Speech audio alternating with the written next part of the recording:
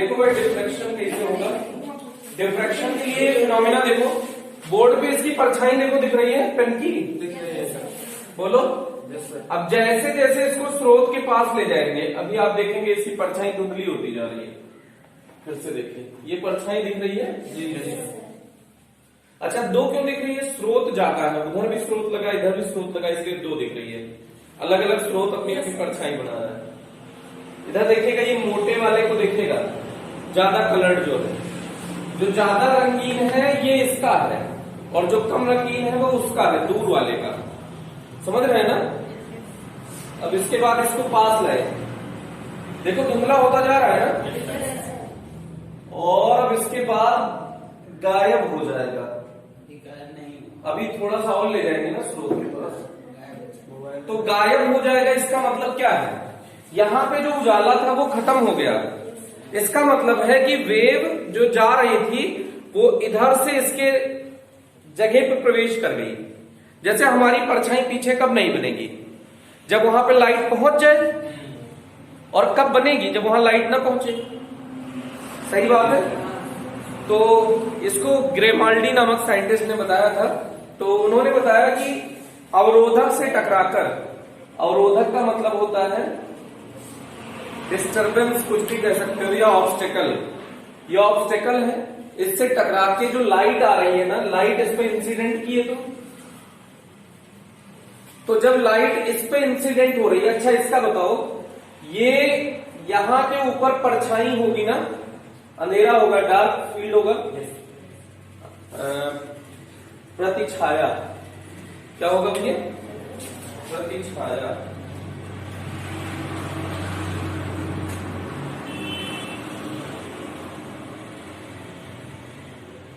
ये प्रतिछाया होगा। इसका भी इधर अंधेरा होगा ना, डार्क रीजन। भाई ये पर्दा लगा है, स्क्रीन के पीछे अंधेरा ही तो होगा। सामने खाली ओपनिंग होगी, मतलब लाइट आएगी तो यहां तक आ सकती है लाइट। ये पूरा स्क्रीन चमका सकती है, और यहां नहीं आ सकती, इसके ऊपर, इसके नीचे नहीं आ सकती। सही बात है ना? वो ऐसे नहीं जाएगी, टेढ़ा हो जाएगी। कैसे लाइट सर ऐसे मतलब फैलती कब है? वही तो कंडीशन पढ़ने जा रहा है कि कब फैलती है। अभी फैलती नहीं है। वैसे जनरली आपको कहीं दिखता है जो फैलती हुई लाइट दिखे? नहीं दिखता है। तो जब ये लाइट यहां से टकराई इसके कॉर्नर से, तो कॉर्नर से टकराई, तो ये जो छाया वाला शैडो रीजन है ना, तो इस शैडो रीजन में एंटर कर गई, प्रवेश कर गई। तो अवरोधक से टकराकर ऑब्स्टिकल से टक्कर मारकर क्या हो जाए? छाया के क्षेत्र में प्रवेश करना विवर्तन कहलाता है। डिफ्रैक्शन क्या है? On hitting obstacle it enters in the shadow region. Light enters in shadow region called diffraction. This phenomena is called diffraction. और ग्रेमाल्डी ने इसको समझाया था भाई। तो देखो, अवरोधक से टकराकर प्रकाश का छाया के मार्ग में प्रवेश करना क्या कहलाता है? विवर्तन। अवरोधक से टकराकर, या अवरोधक या किनारों से टकराकर प्रकाश का छाया के मार्ग में प्रवेश करना क्या कहलाता है? विवर्तन कहलाता है। तो मतलब जो लाइट, अब देखो इसका हम ऐसे बना रहे थे। अब ये बताओ कि ये मार्कर है, तो यहां से जो लाइट आई, मान लो ये स्रोत है, तो यहां से जो लाइट ऐसे आ रही है सपोज, तो ये पहले इसको ऐसे लीजिए। अगर लाइट ऐसे स्ट्रेट जाएगी तो यहां पे जाएगी लाइट ना, बोलो। अब ये लाइट अगर ऐसे आए तो अच्छा, ये किनारों से टकराकर किधर प्रवेश करेगी? छाया के क्षेत्र में। तो यहां कॉर्नर से टकराकर ऐसे बेंड हो जाएगी लाइट ना, बोलो। अरे हो जाएगी कि नहीं? बोलो। गधे हो क्या? थोड़ा थोड़ा होगा, थोड़ा थोड़ा होगा ना, ज्यादा दिखा दिया हमने ना। बहुत ज्यादा नहीं। अच्छा, इसमें किनारे क्या है? छाया वैसे कहाँ था? अभी अच्छा, इसका ऐसे होगा। इसका छाया कहाँ था? यहाँ था ना, नीचे। ये इसका छाया क्षेत्र है। ये कौन सा क्षेत्र है? छाया क्षेत्र। तो छाया क्षेत्र में प्रवेश करेगा कि ऊपर भाग जाएगी लाइट?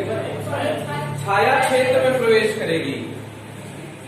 जो शैडो रीजन है उसमें इंटर करेगी, तो नीचे मुड़ेगी ना यार, नहीं आया। तो यहाँ पूरे में यहाँ उजाला, ये सब उजाला हो गया, लाइट लाइट इतने में डार्क बना, तो इसमें सारी लाइट नहीं आ पाई, इसलिए इसका डल इमेज बना है। देखो अगर इसकी इमेज की बात करें, देखिए उतनी चमकदार नहीं बनी, जैसे अब देखो चमकदार बन गया इमेज में, और जैसे दूर ले गए डल इमेज बनी है, मतलब उतनी चमकदार प्रतिबिंब इसका नहीं बना है। रीजन क्या है कि कुछ लाइट इसमें एंटर कर गई।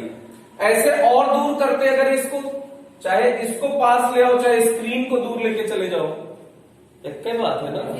तो अगर हम इसको पास ला रहे हैं, स्क्रीन को दूर ले जा रहे हैं, तो अंधेरा बढ़ता जाएगा। अंधेरा नहीं बढ़ता जाएगा, उजाला बढ़ता जाएगा भैया।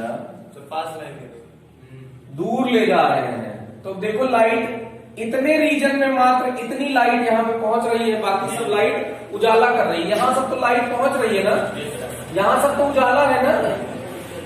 बोलो, खाली इतने में ही तो अंधेरा है, मतलब बहुत थोड़ा सा पोर्शन है जिस पे लाइट नहीं पहुंच पा रही है, तो इसीलिए हल्का उजाला हल्का इसका शैडो दिख रहा है। और दूर ले गए, और दूर ले गए, देखो यहाँ लेके चले गए, तो ये लाइट ऐसे आ रही थी ना, ऐसे चली गई, ये लाइट ऐसे चली गई, तो यहाँ उजाला है कि नहीं है? ये सब उजाला वाला क्षेत्र है कि नहीं है?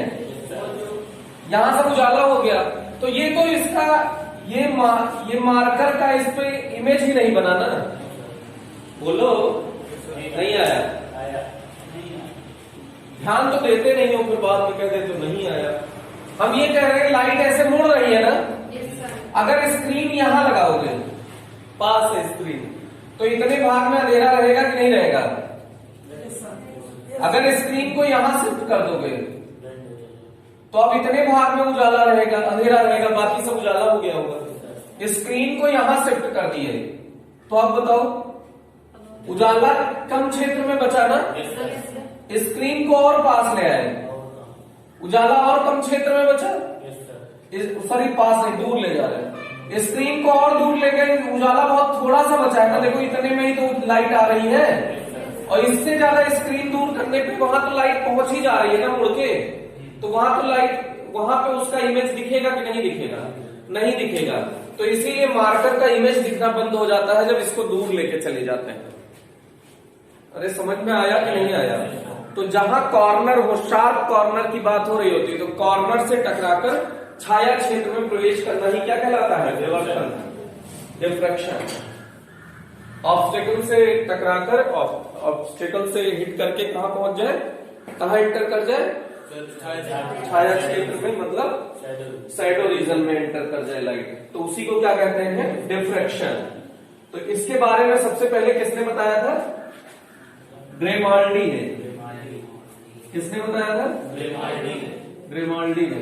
और उसके बाद इस पे फ्रॉनहोफर और फ्रेनल ने बहुत सारा काम किया। किसने किसने? फ्रेनल और फ्रॉनहोफर, इंग्लिश में फ्रेस्नेल बोलते हैं, फ्रेस्नेल और फ्रॉनहोफर। तो फ्रेस्नेल और फ्रॉनहोफर में अंतर पूछता है बोर्ड कि इन दोनों में क्या अंतर है। तो जो फ्रेस्नेल थे उन्होंने इसी डिफ्रैक्शन को दिखाया, उसमें इंस्ट्रूमेंट की हेल्प नहीं ली। किसकी हेल्प नहीं ली? किसी भी उपकरण की कोई मदद नहीं ली, कोई इंस्ट्रूमेंट नहीं लिया, तो जिसके कारण उसकी जो इमेज बनी वो उतनी चमकदार नहीं बनी। और यही उन्होंने उल्टा किया, इन्होंने इंस्ट्रूमेंट की हेल्प ली। किसने? फ्रॉनहोफर ने। किसने? फ्रॉनहोफर ने। तो फ्रॉनहोफर ने इंस्ट्रूमेंट की मदद ली, तो इसके कारण इमेज कैसी बनी? चमकदार बनी, मतलब क्लियर इमेज का फॉर्मेशन हुआ। दूसरा, इनमें क्या दोनों में अंतर है?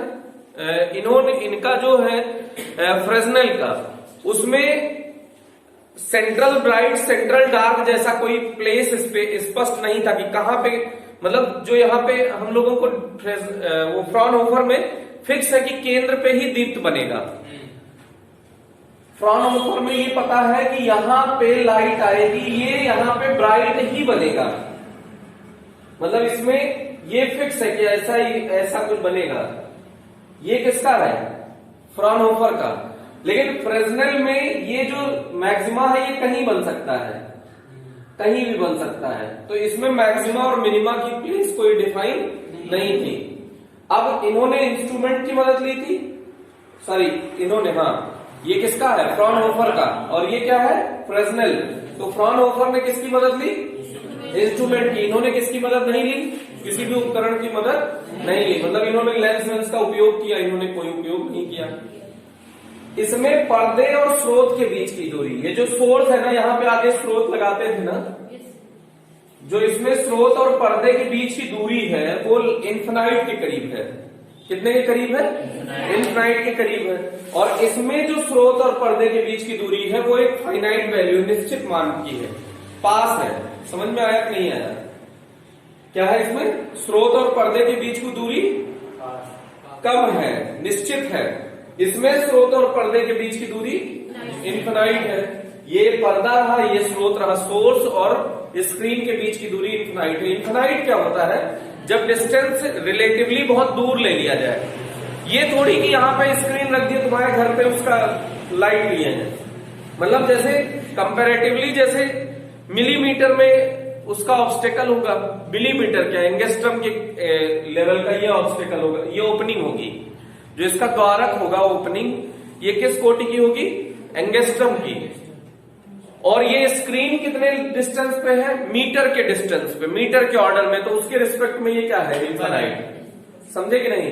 तो इसमें स्रोत और पर्दे के बीच की दूरी क्या है, इसमें स्रोत और पर्दे के बीच की दूरी, इसमें ये क्या है, फ्रेस्नेल, फ्रेस्नेल का है ये, और ये किसका है, फ्रॉनहोफर का,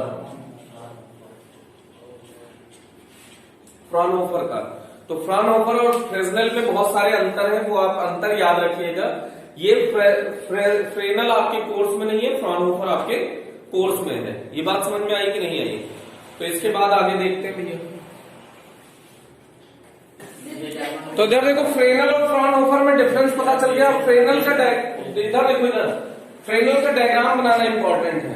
क्या करना इंपॉर्टेंट है, डायग्राम बनाना। फ्रॉनहोफर का, फ्रेस्नेल तो सिलेबस में ही नहीं है ना आपके, फ्रॉनहोफर का डायग्राम बनाते हैं। डायग्राम में थोड़ा ध्यान दीजिएगा, डायग्राम जल्दी बनेगा नहीं, बोर्ड पे देखिएगा। ये स्क्रीन है, इधर देखो स्क्रीन है, और ये कहीं स्रोत है, सोर्स। ये क्या भैया आपका, सोर्स। अच्छा, ये बिंदु स्रोत है ना, पॉइंट सोर्स है। तो इससे जो वेव फ्रंट बनेगा वो कैसा बनेगा, स्फेरिकल, वृत्तीय, सर्कुलर ही तो बनेगा वेव फ्रंट। कल बताए थे ना, ये प्राइमरी सोर्स जैसा बिहेव करेगा, और इस पर अब ये नई सेकेंडरी वेव का फॉर्मेशन करेगा, और सेकेंडरी वेव का हर पॉइंट फिर से न्यू सोर्स जैसा बिहेवियर शो करेगा, और उसपे एक फिर से सर्कल का फॉर्मेशन करेंगे, उस पर टेंजेंट ड्रॉ करेंगे, वो सेकेंडरी वेव का प्रदर्शित करेगा। सेकेंडरी वेव के हर पॉइंट, सेकेंडरी वेव पर जो टेंजेंट ड्रॉ करेंगे वो सेकेंडरी वेव फ्रंट को रिप्रेजेंट करेगा। आवा ना, ये कोई स्रोत है, ये तरंगिकाओं को उत्सर्जित करेगा। जब इसमें विक्षोभ या हलचल उत्पन्न होगी तो ये तरंगिकाओं को उत्सर्जित करेगा। और जिसे प्राथमिक तरंगिकाएं कहते हैं, प्राथमिक तरंगिका के प्रत्येक बिंदु पुनः नवीन स्रोत की भांति व्यवहार करेगा, जो द्वितीयक तरंगिकाओं का निर्माण करेगा। और द्वितीयक तरंगिका के पृष्ठ पर खींची गई स्पर्शरेखा द्वितीयक तरंगाग्र को प्रदर्शित करेगी। अब ये पुनः नवीन स्रोत की भांति व्यवहार करेगा, और फिर से इसका प्रत्येक बिंदु नवीन स्रोत की भांति व्यवहार करेगा, और ये पुनः प्राथमिक तरंगिकाओं का निर्माण करेगा, और उसके उस पर स्पर्शरेखा खींचेंगे तो वो क्या कहलाएगा, प्राथमिक तरंगाग्र। अब प्राथमिक तरंगाग्र पर पुनः स्थित प्रत्येक बिंदु नवीन स्रोत की भांति व्यवहार करेगा, और द्वितीय तरंगिकाओं का निर्माण करेगा। इस तरह से ये तरंगे आगे बढ़ रही थी ना, कल बताया था। अब उसके बाद देखिएगा, ये स्रोत है, तो ये ऐसे तरंगिकाएं उत्सर्जित करेगा। मैं एक साइड दिखा रहा हूं, स्क्रीन साइड पे। अब इसके सामने हमने लेंस लगा दिया। ये कौन सा लेंस है, कॉन्वेक्स लेंस है, उत्तल लेंस है, और ये वस्तु इसके फोकस पर रखी है। तो फोकस पर जब रखी होगी तो उससे इमेज कहां बनेगी, राइट, मतलब इनफाइनाइट पे कैसे बनेगी, इससे पैरेलल रे निकलेंगी ना, तो वेव फ्रंट कैसा निकलेगा, ऐसा निकलेगा क्या? नो सर, क्या है भाई, देखो ये ऐसा है और ये ऐसा आ रहा है, देखो। तो अभी ये वाला पॉइंट किसमें चलेगा, ग्लास में। तो मान लो यहां से यहां पहुंचा होगा, तो ये वाला एयर में चलेगा तो यहां नहीं पहुंच जाएगा, इसमें ज्यादा डिस्टेंस नहीं ट्रेवल कर लिया, ऐसे बन जाएगा तो ये स्ट्रेट बनेगा।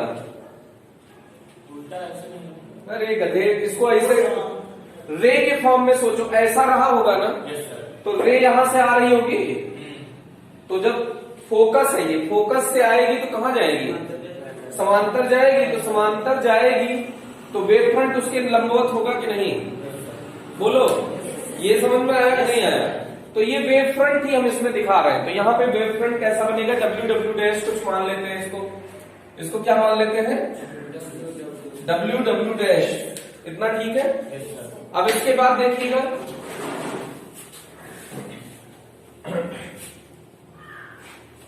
अच्छा इसके पहले एक दो बात और, जो ये ओपनिंग है ये बहुत छोटी है, दिखाने के लिए हमने बड़ी सी दिखाई है। ओपनिंग देखो, अगर ये ओपनिंग को ए फॉर एपर्चर से रिप्रेजेंट कर रहे हैं, द्वारक, इसको किससे प्रदर्शित कर रहे हैं, द्वारक, एपर्चर। तो ये जो ओपनिंग है ये नियरली इक्वल्स अगर लेमडा होगा, तरंग दैर्घ्य, लेमडा क्या है, वेवलेंथ, अगर ये एपर्चर वेवलेंथ के इक्विवेलेंट होगा तो यहां पे आपको विवर्तन दिखेगा, डिफ्रैक्शन का पैटर्न आपको प्राप्त होगा। लेकिन अगर ए की वैल्यू बहुत ज्यादा हो, किससे, लेमडा से, तो आपको सीधे सीधे इसका इमेज बनता हुआ दिखेगा, इसमें वेव आपको वो विवर्तन नहीं दिखेगा, डिफ्रैक्शन नहीं दिखेगा, समझ में आया?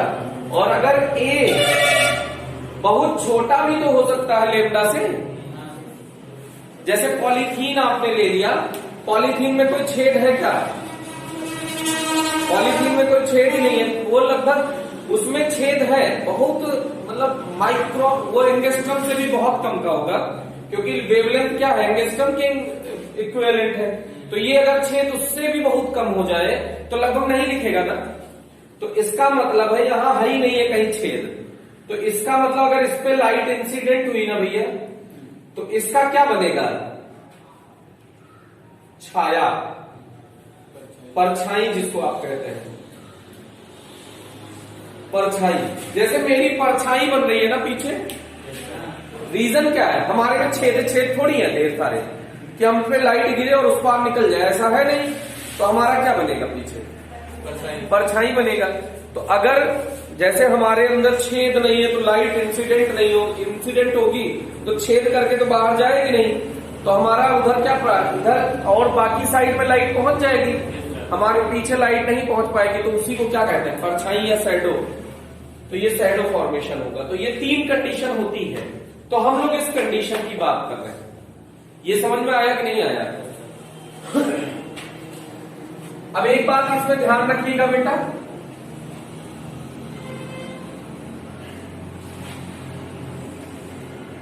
कि आपने जो यंग डबल स्लिट एक्सपेरिमेंट पढ़ा, यंग द्विच्छेद प्रयोग पढ़ा, अगर उसको अच्छे से दिमाग में सेट नहीं कर लेंगे और इसको पढ़ने लगेंगे तो आप ना तो यंग द्विच्छेद प्रयोग सीख पाएंगे ना तो ये सीख पाएंगे।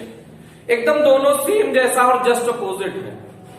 कैसा है, जस्ट अपोजिट। उसमें जो जो तुम कह रहे थे कंस्ट्रक्टिव बनाएगा, यहां पे उन्हीं को कहोगे डिस्ट्रक्टिव बनाएगा, तो बहुत कंफ्यूजिंग है। तो इसीलिए हमने यंग डबल स्लिट एक्सपेरिमेंट पहले करा दिया, फिर बीच में हमने गैप रखा, जिससे कि वो आपके दिमाग में कंप्लीटली सेट हो जाए। जब वो सेट हो जाएगा तभी तो आप आगे इसको समझ पाएंगे। तो इसको समझिएगा, यहां से ये वेव फ्रंट कैसे निकलेगी, ये पैरेलल वेव फ्रंट आई लेकिन कॉर्नर से टकरा गई, क्योंकि एपर्चर जो है, ये ओपनिंग को एपर्चर कह रहे हैं, यहां पर्दे की ओपनिंग है AB, इसकी लेंथ कितनी है, स्मॉल है, ठीक। अब जब इस पे टकराएगी तो सोचो किनारों से टकराएगी तो ऐसे प्रवेश करेगी ना, तो ऐसे जाने का मतलब ऐसे ढेर सारी किरणें गई हैं कि एक ही किरण गई है, बहुत सारी।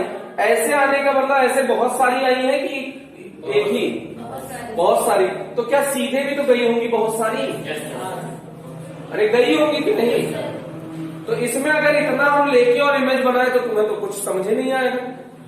तो इसीलिए इसका देखो फिर से इधर देखिएगा, हमने इधर मान लिया कि इधर 3 वेव गई ऐसे, जाने को इधर 3 नीचे भी जाएंगी, लेकिन हम उसे इसी डायग्राम में लेके नहीं चल रहे हैं।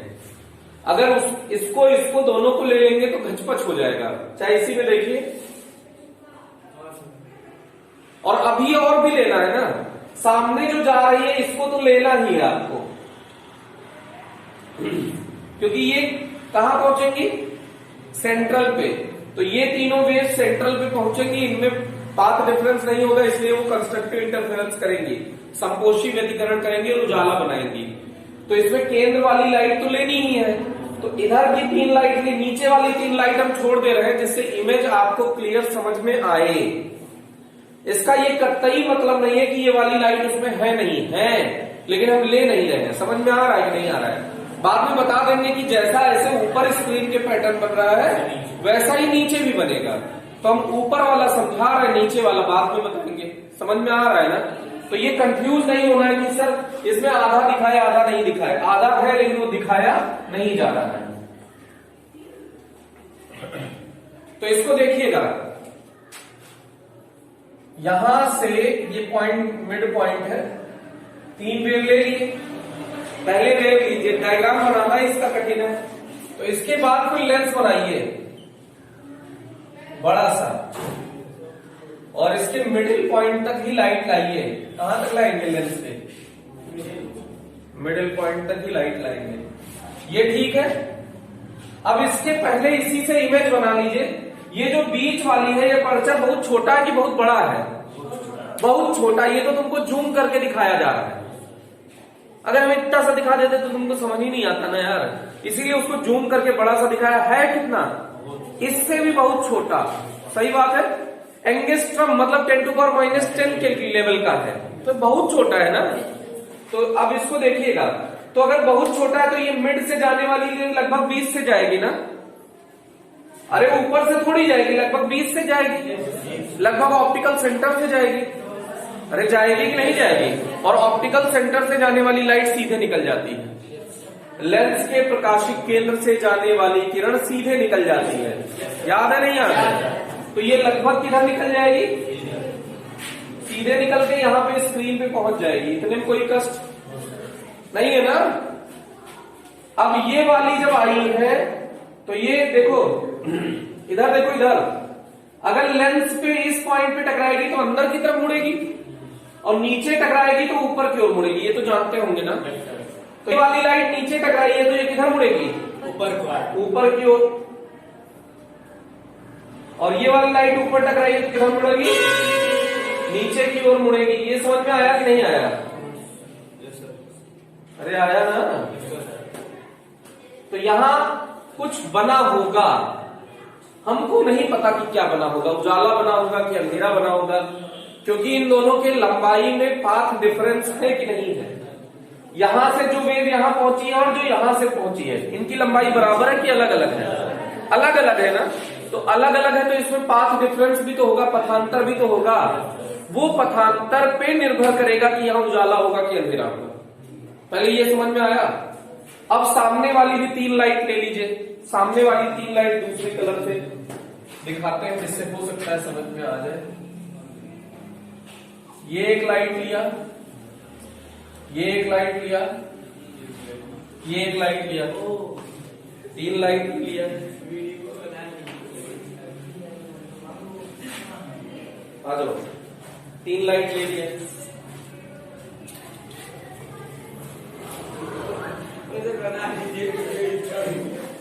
और ये तीनों लाइट देखो, यहां वाला सेंट्रल पॉइंट पे पहुंचेगा ना।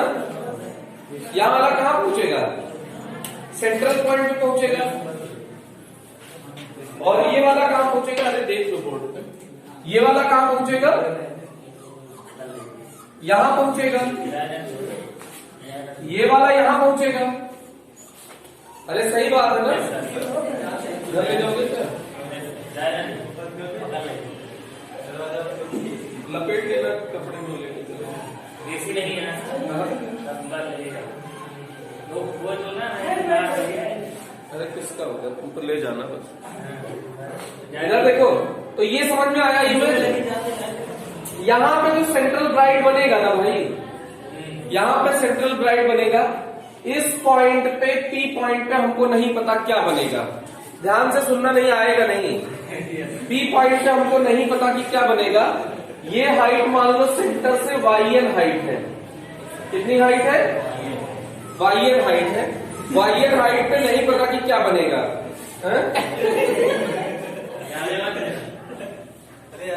कितनी देर